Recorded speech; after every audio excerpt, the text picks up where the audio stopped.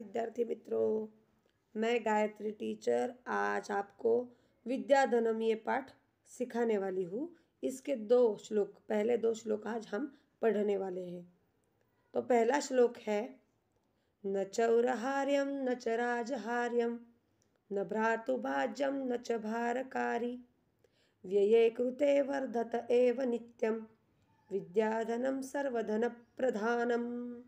अभी आप इसके पहले शब्दार्थ देखो। चौरहार्यम का मतलब है चोरों द्वारा चुराने योग्य। राजहार्यम का मतलब है राजा के द्वारा छीनने योग्य। भ्रातुभाज्यम का मतलब है भाइयों द्वारा बांटने के योग्य। और भारकारी का मतलब है भार बढ़ाने वाली। विद्या एक ऐसी चीज़ है, ये न चोरों के द्वारा चुराने योग्य है और न राजा के द्वारा छीनने योग्य है, न भाइयों द्वारा बांटने के योग्य है। अगर भाई भाई बड़े हो जाते हैं, उनकी ज़मीन होती है तो उसके बीच में हमेशा बंटवारा हो जाता है। अपना धन राजा भी छीन सकता है। अपने पास अगर कोई मौल्यवान वस्तु है तो चोर वो चुरा सकता है, लेकिन नॉलेज मतलब विद्या कोई भी चुरा नहीं सकता है।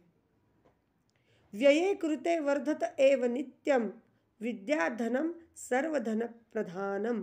व्यये कृते मतलब हमेशा खर्च करने पर बढ़ती ही जाती है।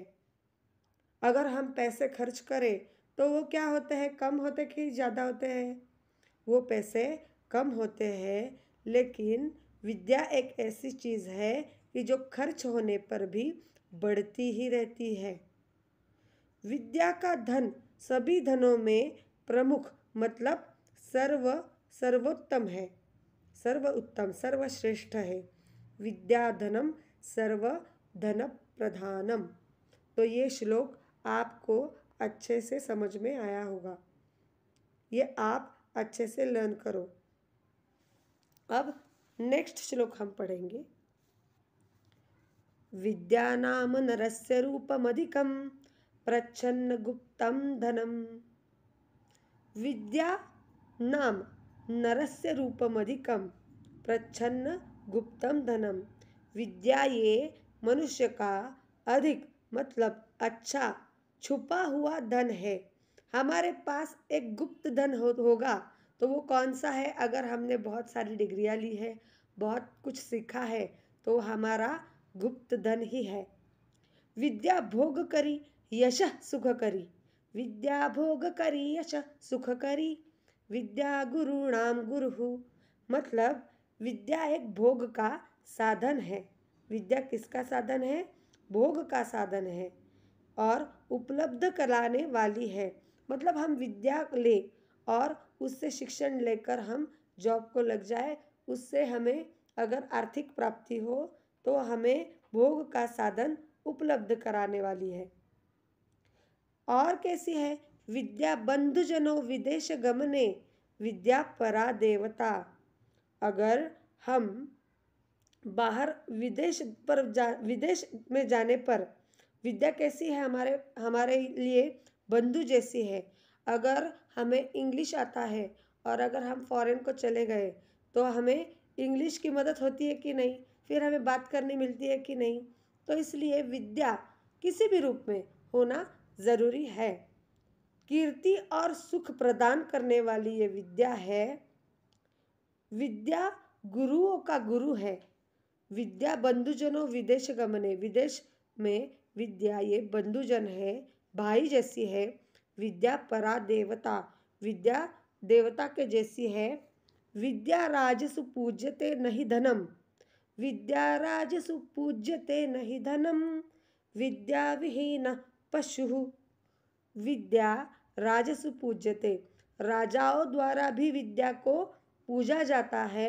जो पंडित लोग होते हैं उनको भी राजा द्वारा पूजा की जाती है। नहीं धनम मतलब धन की ज़्यादा पूजा नहीं की जाती। विद्या विहीन पशु। जिसके पास विद्या नहीं है वो कैसा है इंसान? पशु जैसा है। पशु का मतलब क्या है बच्चों? पशु का मतलब है प्राणी, मतलब जिसको बुद्धि नहीं है, सारासार विचार करने की, बात करने की उसको क्षमता नहीं है, उस पशु जैसी अपनी अवस्था हो जाती है। एक बार फिर से मैं इसका मीनिंग आपको बताती हूँ। विद्या मनुष्य का अधिक अच्छा छुपा हुआ धन है। विद्या भोग का साधन है, उपलब्ध कराने वाली है और कीर्ति और सुख प्रदान करने वाली है। विद्या गुरुओं का गुरु है और विद्या विदेश जाने पर अपना बंधु है, मित्र के समान होती है। सबसे बड़ी देवता और राजाओं में वो पूजी जाती है। धन पूजा नहीं जाता है और विद्या से रहित मनुष्य कैसा है? पशु है। तो इस प्रकार आप ये दोनों श्लोक अच्छे से पढ़ लो। धन्यवाद।